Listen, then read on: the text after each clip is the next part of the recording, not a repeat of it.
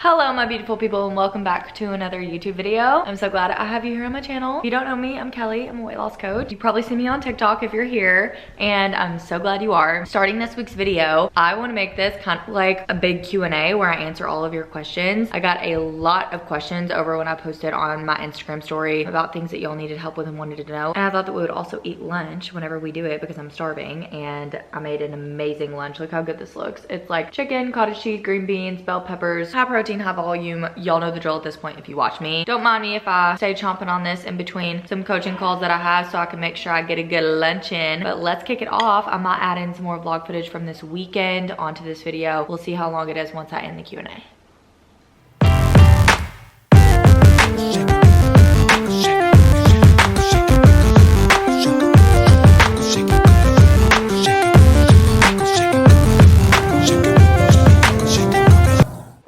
And make sure you go follow me on my other social channels, Instagram and TikTok. They're both linked below so you can see all my content. Duh. Let me just pull up these questions because I have them all screenshotted. I got a lot more than I expected, which I was so excited about because last time, which now I do have a lot more of you guys over on Instagram, which makes me really excited. We were struggling over there a little bit, but now we have a lot more interaction. So that came with a lot more questions that I can help y'all with. The very first one, okay, let's start at the beginning, right? How do you start eating more after restricting for a long time? This is a very common question. I feel like I get a lot. I feel like a lot of women are really scared to eat more after a calorie deficit or after restricting for weight loss. A big thing that I would recommend is reverse dieting. So if you're in a calorie deficit and you're coming out of that calorie deficit and you want to eat more calories, but you want to make sure your body doesn't put on fat in the process, that basically kind of gets your mindset in the right space of slowly adjusting your calories over time. I do this with my clients anywhere from 50, 75, 100 calories per week, depending on what their data states. When we adjust their calorie target over time, it allows their metabolism to increase and adapt along with that, getting you closer to your maintenance calories. So if you're coming from a calorie tracking perspective, I would definitely start there. Next, if you're not coming from a calorie tracking perspective, whenever you ask this question, I would say the biggest thing I would focus on is definitely working things in moderation over time. So whether that be like you don't usually snack and you're telling yourself that that is something that you need to cut out and restrict, maybe working in a couple snacks here and there a couple times a week, easing into those fears one step at a time. Maybe you've been restricting from certain fear foods. Challenge yourself and welcome the opportunity to impress yourself with that challenge, right? Maybe that means you intentionally like eat the cake at your cousin's birthday party that you normally wouldn't have. Maybe that means slightly increasing your portions across meals. So if you normally do 4 ounces of chicken, pushing yourself to do 6 ounces of chicken. You can even start with quantities so that your hunger levels kind of adjust to those quantities. We can go maybe add in more fruit throughout your day, maybe add in more volume throughout your day so you get used to eating more, even if it's not adding in specific foods that you necessarily have like fears around yet. In small amounts over time, it's going to get to the point where you feel a lot more comfortable with eating more. And when you get to that point, then you remove the fear around food and you show yourself that it's really possible to maintain a body that you love while also fueling properly. So I would do it slow. I would do it over time. I would set new goals and challenge yourself in new ways every week. And that's obviously going to build up.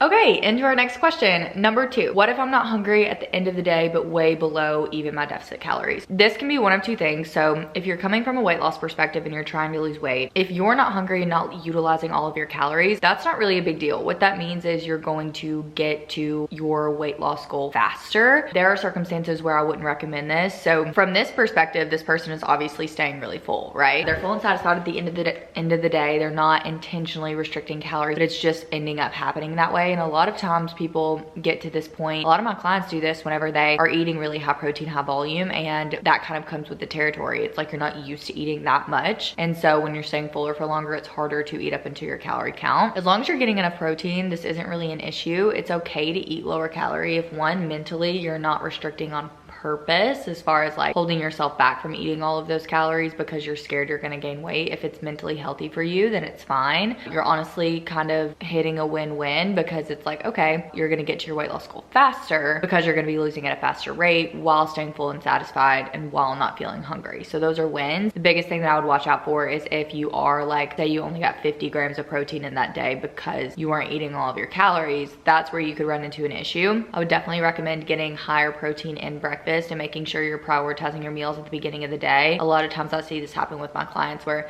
they don't eat much throughout the day because they're really busy, and then they eat one big meal at the end of the night. It gets them really full because it's high protein, high volume, but in that meal you only get like 50 grams of protein, and then you're really low on protein because you didn't plan and get anything in throughout the beginning of your day. So I definitely prioritize like meal prepping at breakfast, having some protein bars on you, making sure that you're like utilizing calories at the beginning of the day so you don't get to the point where you feel like you have to eat them all in one sitting at night. Next question, have I ever done a body recomp? So I didn't intentionally do a body recomp because I was uneducated when I first started my weight loss journey and had no idea what I was doing. But basically that is what I ended up doing for the first part before I was intentionally putting myself in a calorie deficit to focus on weight loss. Along the way, I started out my weight loss journey weightlifting, and when you do that and you don't have your nutrition perfectly intact yet because you don't know what you're doing, you're essentially gonna start body recomping, right? Because at the beginning I was definitely in, you know, at least a calorie maintenance and most likely pretty strong surplus when I first started, which means that I started putting on muscle. While I was putting on that muscle, eventually I did start eating less and start tracking my calories, even though I wasn't super consistent with it. So slowly over time I did body recomp a little bit in the beginning. I would say honestly what it looked like for me was like a body recomp with an emphasis on muscle gain at the beginning. That was unintentional because I didn't know what I was doing, even though I was aiming for weight loss. When I kept going and finally figured out the whole nutrition thing and actually got experience with it, that reshaped my whole journey for me, and that's when I actually started executing on a calorie deficit, and my results turned more into weight loss results, fat loss focus. And at that point I had been lifting long enough to kind of be out of newbie gains territory where I wasn't really putting on a lot of muscle. I definitely would suggest body recomp for beginners though. The best way, if you haven't lifted before, to get the most change in the smallest amount of time, especially if your goal is to be like lean, defined, see muscle mass on your body. Next one, what do I eat when I'm super short on protein at the end of the day? I probably would have had an answer for this. Now I'm like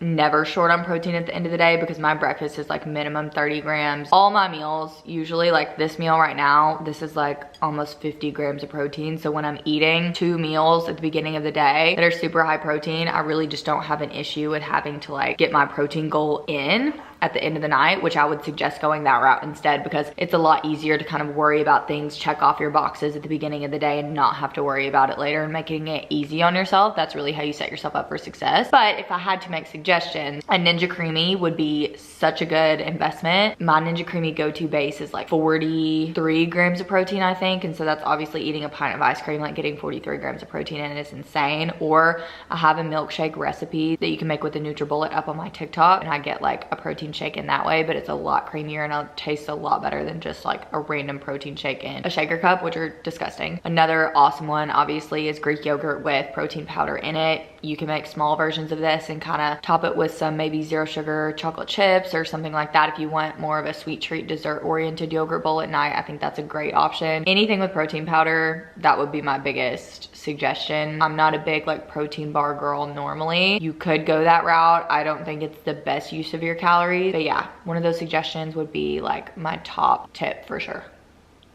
Sarah asked, do I track solo bagels as 110 calories without the fiber subtracted from the carb?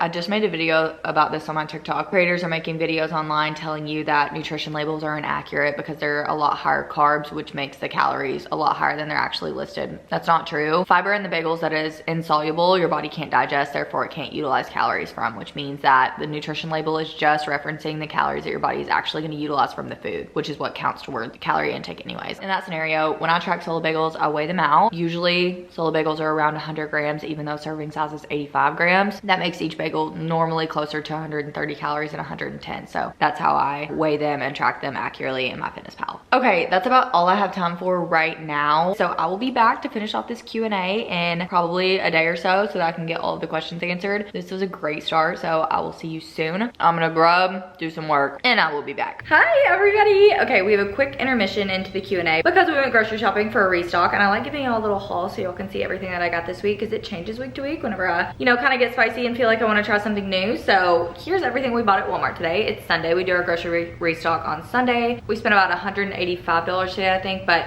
keep in mind probably like $50 of that was stuff specifically for my husband and also stuff that we have to take to life group tonight for dinner. Okay, so I've learned that these strawberries are my favorite strawberries of all time.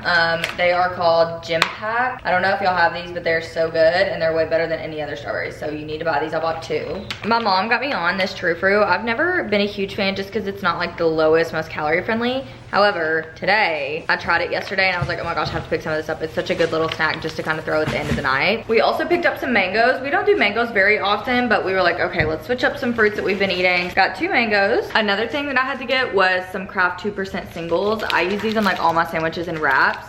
The 2% ones are a little bit lower calorie than the regular ones, which is why I grabbed them, but they're actually really good. Quick intermission just to show you how good these freaking strawberries are. Look how juicy they are. I've also been on an insane potato kick lately. We went through a whole bag bigger than the one I got today last week, and so I got some new ones. I do like the ones that are like yellow on the outside. I think they're really good. Like I love how they taste. So these are the Florida potatoes. We'll go through this whole bag literally in this week probably. A no skip is Fayet. I always have to fill up on these, even though I have like a tub and a half in the fridge that is not gonna last me until next Sunday. So I like to just grab an extra one anyways. I make everything with this. Y'all obviously know that. This is my absolute favorite ice cream ever. I make my protein shakes with this and it tastes delicious. It tastes more like a protein milkshake rather than like a nasty protein shake or a smoothie. And I just use this as the base instead of frozen fruit a lot of times if I don't want it to be like a fruity smoothie. So freaking good, like so good. Good Culture cottage cheese. This was the last one. It has a huge dent in it, but I was like, I have to take it. This is the same thing as the yogurt. Like I go through like 2 tubs a week of this, so I have to fill up regardless of how much I have. Okay, they have been out of all of the just cherry slush packs of Alani, which is so sad, but it's so expensive to buy them individually, so I just kind of get the mini packs with the cherry slush, the orange, and then the peach. I really like the orange too, so I'm good with these 2. My husband drinks the peach because I don't really like the peach. I don't know why. I have been loving the like strawberry cream zero sugar Dr. Peppers, and they were out sadly. So I got these. This is the only zero sugar flavor they had. It's the cherry zero sugar. I haven't had these yet, but I'm gonna try them and see. I'm not really super picky about diet soda. Obviously I have ones that I like better, so I get those when they're there, but I'm excited to try this. Some more produce. Okay, I picked up another thing of mahi mahi. I love, like, this takes like 5 seconds to throw in a pan or do it on the Blackstone and like grill up both of these fillets, and then I'll eat them throughout the week for lunch. Put them in wraps, put them on bowls, whatever. It's a really easy thing to meal prep. We also wanted to try some okra this week, so I picked up a bag. It's been so long since I've had okra. I'm gonna learn how to cook this though, because I have only ever had fried okra, and obviously that's not a healthy way to be doing it, so I'm excited to add this onto some dishes and see how it comes out. Bell peppers are another staple. We put this in like rice bowls. We put it, just cook them on the Blackstone and eat them like this as a side to like steak and stuff. They're so good. They go so well in wraps, like so versatile too. Something really easy to just throw on the grill, prep for the week, and eat them reheated.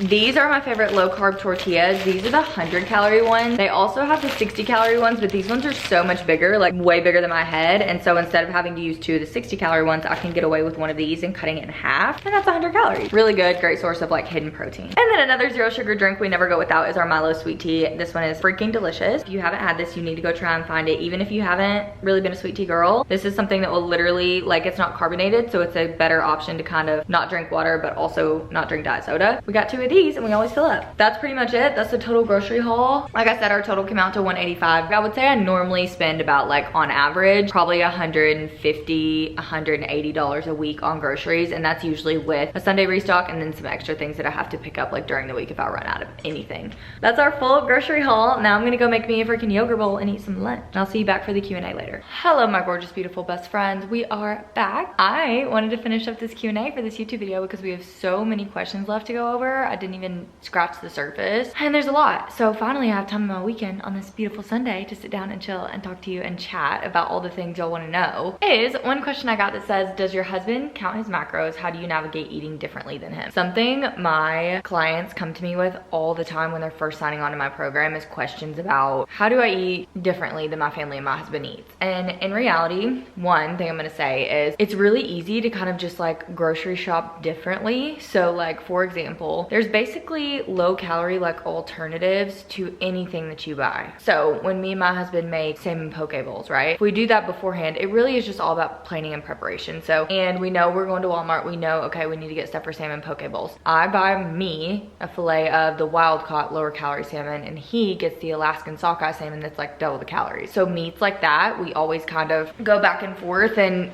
get the ones that pertain to our calories. A lot of meals we don't necessarily eat together. Like dinner is really the only one that we would, you know, normally make things together, but I just put in the extra effort to make our things differently and with separate ingredients. If we're gonna have like pasta, for example, my husband prefers fettuccine alfredo. That's way too calorically dense for me most of the time, and it's not something I really want to make a sacrifice for, because I know how to make the pasta that I love that's high protein, lower calorie, and fits better into my lifestyle. You know, cottage cheese, my red marinara sauce. And so I'll boil our pasta together. Then I'll make our sauces separately. We can either do the same meat or we can make a separate meat. We just arrange our meals. We're eating basically the same thing, obviously different amounts and different little switches that make the meal just more calorie macro friendly for me, whereas he can kind of do what he wants. It's about being smart and picking which meals you can kind of modify.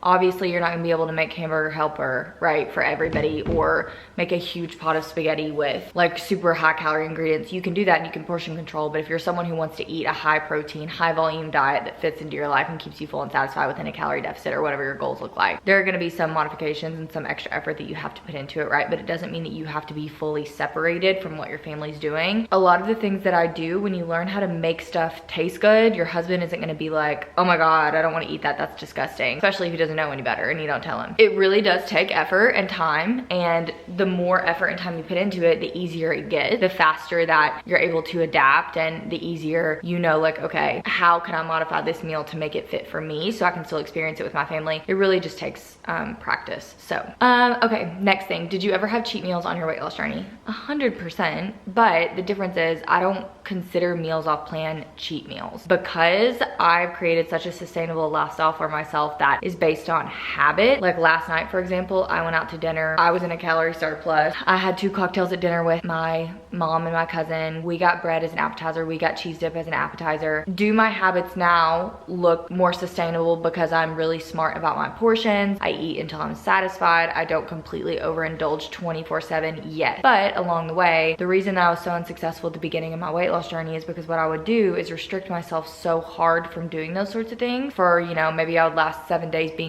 perfect with no mishaps off of a meal plan, or being perfectly under my calories and only eating perfectly whole foods or perfectly diet friendly foods. And then when I gave myself the leeway of a cheat meal on the weekend where I was like, I'm not tracking calories, it would literally just completely turn into a glorified binge eating session where I would go out of my way to shove food into a day when I was full and satisfied anyways, and I would make myself miserable. I would eat like a grizzly bear on Thanksgiving. That's what I would do. I would go to the pantry and get Cheez-Its because I wouldn't be able to have them for another week. Get pancakes from McDonald's because I wasn't gonna be able to have any sweet treats for the rest of the week. I would go and eat a whole pint of ice cream or go order something from Andy's just because I was telling myself I wouldn't be able to have it again. And then I would ingest 6,000 calories in one day. And if you're judging me and thinking that's hard to do, it's not, especially when you're eating all your meals in one day or like super calorically dense foods that you can't have on the regular days or whatever. So easy to do. And I was completely putting myself in a calorie maintenance, losing no weight for one day that I considered a cheat meal, when in reality, if I would have just had the cookie on Wednesday and a sushi roll if I didn't hit my protein intake, like if I would have made those decisions, I probably would have still been in a deficit, in a strong deficit, and wouldn't have needed a glorified binge day because I was so strict all week. It really is like about your habits. I don't look at anything as a cheat meal anymore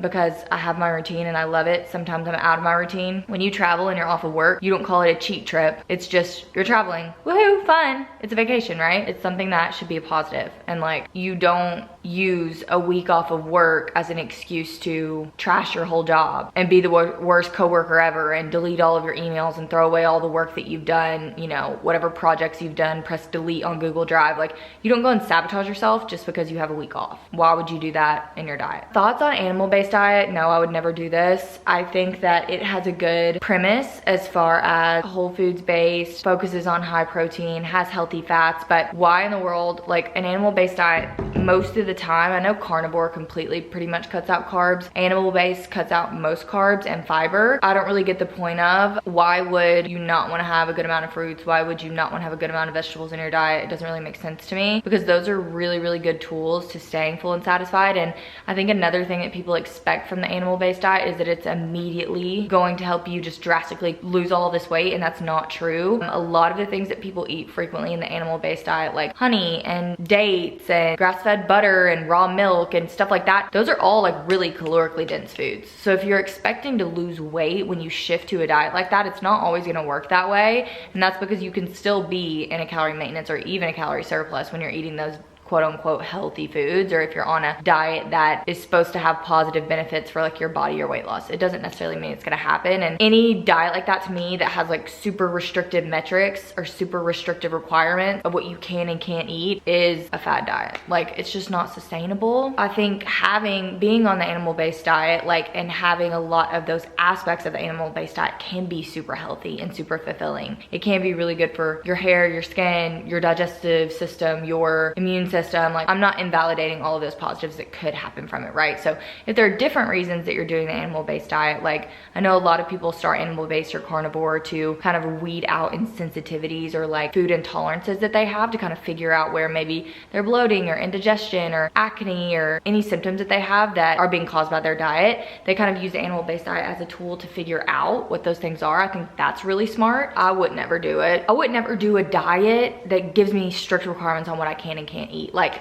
I count calories and macros because it's so freeing. Yes, I tap into discipline and I have a really disciplined regimen with what I eat, as far as, you know, a lot of times I am focusing on really high protein foods. I am focusing on, you know, trying to get my fruits and vegetables in. But I wanted Doritos the other night and I had 200 calories left. I fit a snack of Doritos in my calories because I wanted to. And I hadn't eaten Doritos in a long time and I was like, ooh, this sounds good. You don't have that kind of freedom on any restrictive diets like that. And I just don't think that that's sustainable. Learning how to eat things in moderation with a really healthy foundation in your normal routine of foods that keep you really full and satisfied, that are delicious, that you love to eat, that are high fiber, you know, that have your vitamins, your minerals. I think that's a better way to go. And that's going to be able to be really flexible within traveling or meeting your family or going out with your friends. Like, it just doesn't place all these firm, crazy restrictions on you. Do you deal with any digestive issues from eating all the protein powders / bars, bloating, ? I personally have been able to kind of weed out the different things that cause me really bad digestive issues. It's very normal, especially whenever you're switching to a high protein diet, to deal with this at first, but it is also very normal for certain protein powders or certain supplements to do this to you and not other people too. So just because like maybe there's somebody out there that has experienced bloating with the Legion protein powder, right? That doesn't happen to me. I eat my Legion protein powder every single day and I never have any issues with it. I've weeded out things that have caused this for me, like Halo Top. I cannot eat Halo Top ice cream because it causes me to severely bloat like right after eating it. I don't really know exactly what it is, but I notice it every time I eat it, so I stopped eating that and replaced it with an alternative. That's what I do when I notice those things happening. I don't notice it from like artificial sweeteners or anything like that in my personal journey with the foods that I'm eating. And I think it's because I have a really good balance of like, yes, I'm using Splenda, but I'm eating strawberries. Yes, I'm using protein powder in my yogurt bowl, but it's a protein powder that doesn't cause me issues with digestion. Yes, maybe I eat protein bars when I'm traveling, but I'm not eating 3 protein bars a day for meal replacement. Yes, I'm drinking some diet sodas, but I'm also drinking like 80 ounces of water a day. And I think that's why it works really well for me, because I'm not like overdoing it. But my body also, I've just kind of used trial and error to figure out what works for me, and that's what I suggest to everyone, because everybody's different when it comes to their intolerances. Okay, so the next question I got is, do you deal with body dysmorphia? So this is kind of obviously a hard topic to talk about, just because I feel like a lot of time there are different levels to body dysmorphia, right? There's a difference between having bad body image days where you don't feel as good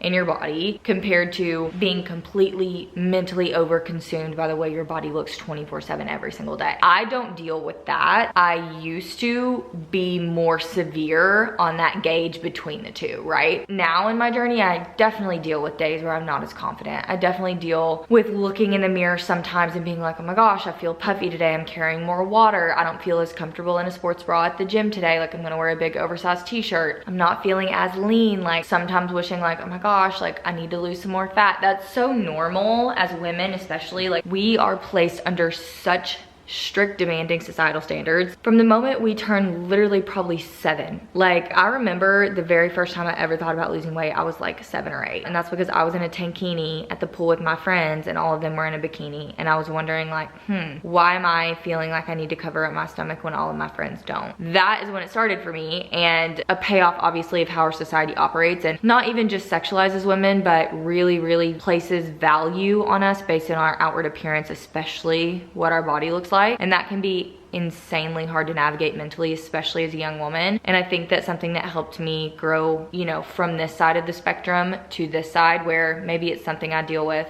sometimes here and there, but it's not something that over consumes me to the point where I'm like so mentally insecure that, you know, I feel insecure going out in social situations, or I say no to things because of how my body looks or how I feel in clothes. I don't suffer with that anymore, but I definitely used to 100%. I struggled with, you know, not wanting to do things because of other insecurities. I remember in college, I was dealing with really bad acne. And if you've dealt with acne, you know how like debilitating it can be. One of my best friends, she had dealt with really bad acne before she came to college too, but she had been on Accutane and her skin was clear, like she wasn't having any issues anymore, but she knew where I was coming from. And I was kind of in the spot that she was in a couple years ago while she was in high school. And I was like opening up to her about it, like I was literally telling her like I wasn't gonna go to an event because of how bad my face looked and how insecure I felt. And I remember like one time, one of my other friends who like, she meant nothing wrong by it, but like she looked at me and she was like, why are you putting makeup on to go to this? Like it's literally just our friends. And I was like, because I constantly am overconsumed with thoughts about what other people are thinking about me if I don't. It's not because, oh, I think I need to put makeup on to impress people. It's I physically can't focus mentally on anything else when I know that my pimples are like everywhere all over my face to the world. That's how I felt, right? In my skin. I've experienced a lot of the same things with my body whenever I was first going through my weight loss journey, and it was extremely hard. What always helped me was you are gonna have so much more confidence in yourself, even if you're not where you want to be yet,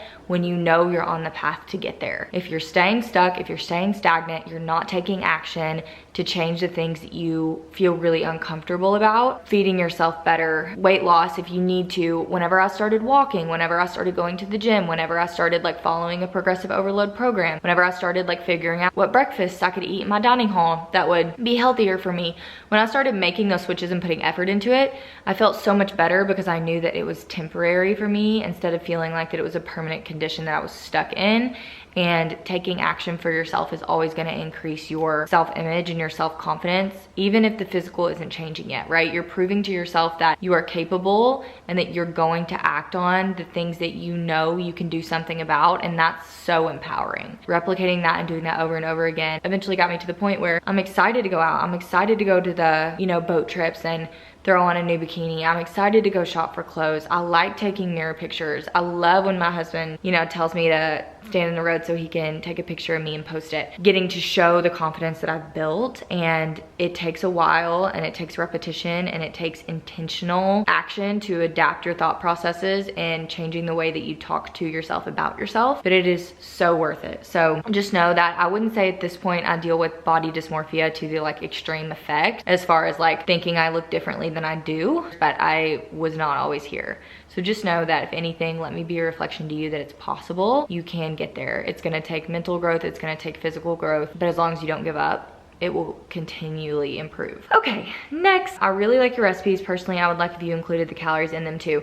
I get this question a lot, but honestly, in my single recipe videos where I'm posting a video solely for a recipe, like a dedicated video, right? Like making my protein French toast or making my viral cauliflower rice bowl. Of course, I'm gonna include calories in that because I want you to be able to see like if it's gonna work into what your calorie intake is. The things that I eat every day, like I don't think it's helpful for me to show the calorie intake for that, considering one, I eat in a slight deficit throughout the week and I am balancing out my calories as far as I kind of calorie cycle. I eat higher on the weekends, lower on the weekdays, and it balances out to keep me really consistent on the scale. I've been maintaining for months now. But people might see my videos of me, what I eat in a day to stay lean, and maybe my day during the week is 1,500 calories, and they think that I'm maintaining on 1,500 calories, when in reality, I'm maintaining on like an average of like minimum 1,900, sometimes even more, you know? So a lot of times I really think it can just be more harmful than it can helpful, because you can't possibly see the whole picture within just one 90-second video that I post on the internet, which is why I don't do that, but I do include my calories in the recipes that I make. How many calories do you eat per day, and what is the calorie breakdown of each meal? My calories and meals look different every single day. I maintain on like around 2,000-ish calories, sometimes more. It kind of just goes back and forth. I eat a different amount of calories every day. Like I said, I calorie cycle, so just depending on what my lifestyle looks like, I may be lower some days, higher some days, and that really works for me with how my life looks, especially because my weekends are more calorically dense always. Do you weigh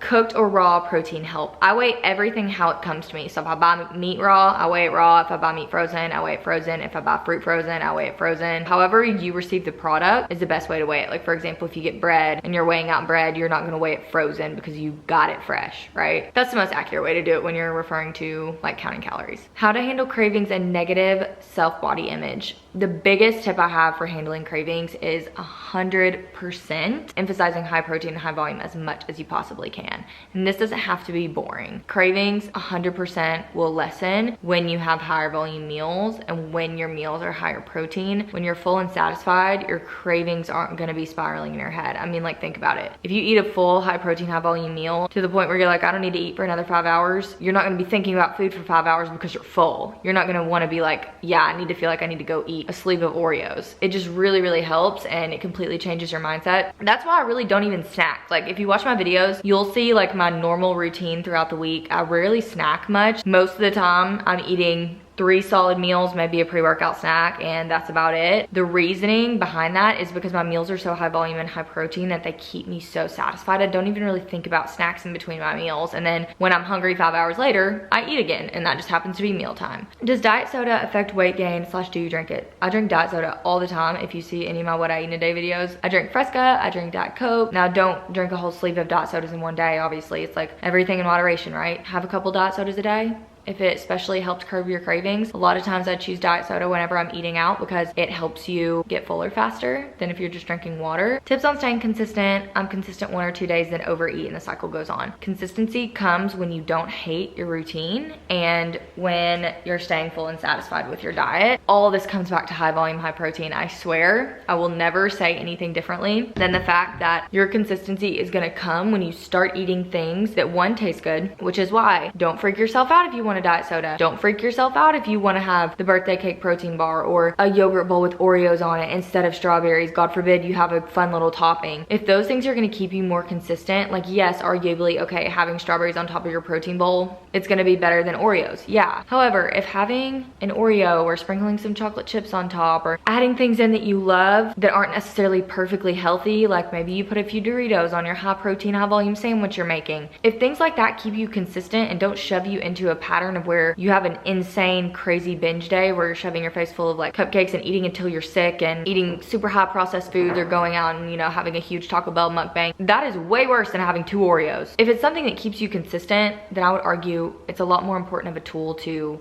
keep utilizing than worrying about the nuances of every single tiny thing of everything you're doing is perfectly healthy. How do you get your maintenance calories up without getting fat? So this is referencing a reverse diet. I don't necessarily know if you mean how do you increase your maintenance calories. Your maintenance calories are something that are kind of like set, right? I mean, like over time, obviously, if you're coming out of a calorie deficit and you reverse diet back up, your maintenance calories your metabolism can, you know, increase a little bit and you can have a little bit higher maintenance calories. I can't just go and drastically increase my maintenance calories by 1,000 per day. Like, that's just not gonna happen. It's just your body, when you're a certain size, you just don't require a certain amount of calories. Like, you just don't have to eat that high. With maintenance calories, obviously increasing them would be more active. The more active you are, the more calories you're gonna burn, the more you can eat. Eating higher protein, your body burns more calories when you eat more protein because it's harder for your body to break down. So having a really high protein diet, getting a high step count, being really active, working out multiple times a week, increasing your activity is gonna be a way to increase your maintenance calories. What was the hardest part of starting your journey and how would you have made it easier? 100% the hardest part for me, I think, was the lifestyle I was living. I was in college and I was constantly around things that weren't healthy for me, whether that be drinking, whether that be cookouts and parties, whether that be sorority events with constant food 24/7. It was kind of feeling like things were always being shoved in my face and I had no discipline, and I would restrict myself when I was alone so much that as soon as those things were in front of me or somebody else was giving me the okay that it was acceptable for me to eat that donut at a sorority event, I would eat 4. And that was really hard for me, learning that I don't always have to eat food that's in front of me. I don't always have to say yes. I can have the confidence to make a decision based on how my body's feeling and I can act on that. That was really hard for me to learn. I would say the reason it was so hard for me is because I would beat myself up and constantly tell myself, you know, you're of this moral value whenever you eat a perfectly healthy day under your calories. You know, your moral value is negated whenever whenever you choose to have a really bad day. And so when I was that restrictive with myself personally, I wasn't able to make confident decisions when I was in those situations that weren't necessarily in my control. I really had to learn how to promote balance within myself when I was alone, when I could make independent decisions, when my food was in my control, when I was in my normal routine, so that I wouldn't spiral when it wasn't. Oh my gosh, I freaking love this question. I talk about this question all the time. If one food could be 0 calories, what would it be? I think I have multiple. I think the first one either would be alcohol, because I love a good cocktail and I would love to be able to like have cocktails and drinks without having to pre-plan them into my day. It would be like not time consuming at all. Another one I would have would be cheese, because think about how many things would be so much less calorie dense if they didn't have cheese in them. If I could sit there and eat chips and queso all day, and having low calorie tortilla chips would be amazing too. If I could sit there and eat chips and queso all day, like my life would be so easy. How do you know where to draw the line between being locked in and obsessed? I think that if you notice that your habits are becoming mentally unhealthy for you and you're spiraling on them and beating yourself up in a negative way when you don't do one thing perfectly, that's how you know that you're way too deep into it. I'm really locked in a lot of the time. You know, I'm checking off my habits every day. I'm walking my steps. I'm drinking my water. I'm hitting my calories. I'm tracking my macros every single day. Everything I eat at home, I weigh out on a scale. Some people would consider that obsessed, but when I don't do that, I don't beat myself up or feel badly about it. I ate dinner out last night. I didn't have a perfect track of my calories. I had cocktails with full sugar juice. I ate the whipped ricotta appetizer with the bread. Like, my day wasn't perfect. I didn't come into today with the mentality that I needed to eat 0 calories or that I was such a bad person because I'm not disciplined and I didn't hit my goals. Like, I'm not overly obsessed with it to the point where I place my self-worth in whether I'm locked in enough or not. If you notice it's becoming mentally unhealthy for you, where you're talking negatively to yourself and you're hurting yourself, you're being disrespectful to yourself, you're beating yourself down because of your actions, that's when it becomes a little bit too much, right? How to deal with situations like vacation where you're out of your routine / normal environment. This is a really good one. And for vacation, I always talk about like, okay, there are some times in my life where my vacations are like, I don't even want to think about calories. You know, I'm gonna work out when I feel like it, when I feel good on vacation, but I'm really just gonna focus on like what I want to eat, what I want to do. There's some vacations I have like that, like when I went to Costa Rica last year. There's some vacations like that aren't like that, right? I'm going to New York in April and running a half marathon, and am I gonna eat at some new places? Yes. I went to Chicago in January. That was like an anniversary trip for me and my husband, right? I didn't see those trips as something that I had to like overindulge 24/7 to enjoy. I don't see Costa Rica like that either, but I was more locked in on those trips because I still had access to a gym. I was eating meals that were more easily trackable. I still had really healthy go-to options at restaurants. I may pick the skinny margs instead of the, you know, higher calorie cocktails. I was making those choices, whereas in Costa Rica, I was like, being so honest, I probably will never go back to Costa Rica in my life. And so I don't want to say no to things. Whenever I'm like locked in on a trip like that, I'm still tracking my calories. I'm still working out. I'm still, you know, doing my daily habits with a little bit of flexibility. And if me and my husband want to go to a bakery, I'm going to the bakery. But it might not be something where I like eat 6 cookies, right? Trying a couple of the cookies and moving on and then good to go. In Costa Rica, for example, it was more so like I was trying all the high sugar cocktails. I was still not eating to the point wherever I was like so overfull, was so uncomfortable and hated my life. Because when you push vacations to that extreme, they're equally as unfun as if you're like heavily restricting and not taking part in anything that like your family or friends are doing. You have to find that balance in the middle where it's like, okay, what habits can I keep doing? If I can get to the gym a couple times, great. There's a gym in my hotel and I can go before my family wakes up, great. If I can make sure I hit my steps even if my workout routine isn't there, great. All of those things are things that you can still do, and when you keep in line the majority of your habits and then you add on things that you love, like get the ice cream with your family and try the bagels at breakfast or whatever it is, you need to find that balance. And then just get straight back into your normal routine when you get home. It's not that deep. How did you meet your hubby? Oh, this is such a cute question. Thanks for asking this. Met Kylan on Hinge, which is crazy to say. If you're any of our family, besides our close family, watching this, please click off. We lie to every single person we meet and tell them we met at a baseball game in Memphis, because our 2 hometowns are like both an hour away from Memphis, and we were both in Memphis on the same day when we matched on Hinge, which is why our locations were close enough to match, which is when we started talking. And he was at like a Memphis football game or baseball game. I wasn't there, I was out with my friends, but we were in the same city. And so we lie to everyone and say that we were at the same game and that we bumped into each other and it was love at first sight. I do that to avoid questions because no one that isn't millennial or Gen Z understands dating apps and getting married off of them. Everyone is so judgmental whenever they're over the age of like 35. How do you fuel your workouts with such low carb? I don't eat low carbs. I don't know why everyone thinks this. I think people think this sometimes because I work out at literally 5 a.m. a lot of times and my hunger just isn't super high, and I don't also want to work out with a completely full stomach because that makes me feel like crap, I will have like half of a low carb bagel or half of a Rice Krispie treat or something small. I eat 45% carbs pretty much. Like, I have a high carb diet, so I don't know where people get that idea from, but just because I don't like eat a bunch of carbs right before my workout doesn't mean that I don't always have carbs in my system pretty much. Like, yes, I'm going with less fuel in my system in the morning, but that's just because my appetite isn't as high when I first wake up. I definitely don't eat low carb. What do you think about intermittent fasting? Intermittent fasting, long story short, it's just another fad diet. If you're in a calorie deficit, it doesn't matter if you're eating, say your calorie target's 1500, it doesn't matter if you're eating that literally in one sitting or if you're eating 100 calories 15 times a day. It works the exact same. So there's no point in doing it because I don't think it's gonna work into your lifestyle very well. Do you change your nutrition once you're done training for half marathons? Probably yes. However, I'm still training for another half marathon, so I'll probably adapt my diet after, depending on what my training split looks like after that, which I haven't decided exactly what I want to do yet, so to be continued. Managing hunger while running more. This is a hard one. It all comes back to eating high protein, high volume meals. That's how you're going to stay the most satiated. That's how you're not going to feel the constant need for snacks in between your meals. That's how you're going to feel really full for hours off of your meals so that you don't feel like you have to eat every 5 seconds. But that doesn't negate the idea that if you're going from steady state cardio or no cardio to high impact, high intense training with running, your appetite is just gonna be higher. There's not much you can do about it. You can do things that kind of help curb appetite, for example, like drinking caffeine and drinking electrolyte, gum, having diet sodas in between meals, but those are just the typical like weight loss, appetite curbing tricks. I wouldn't say that running would be like, running's great, but if you really struggle with your appetite being drastically increased when you run, you may just be better off doing steady state cardio and like incline walking or Stairmaster while you're trying to lose weight. And then once you kind of hit the place where you want to maintain, then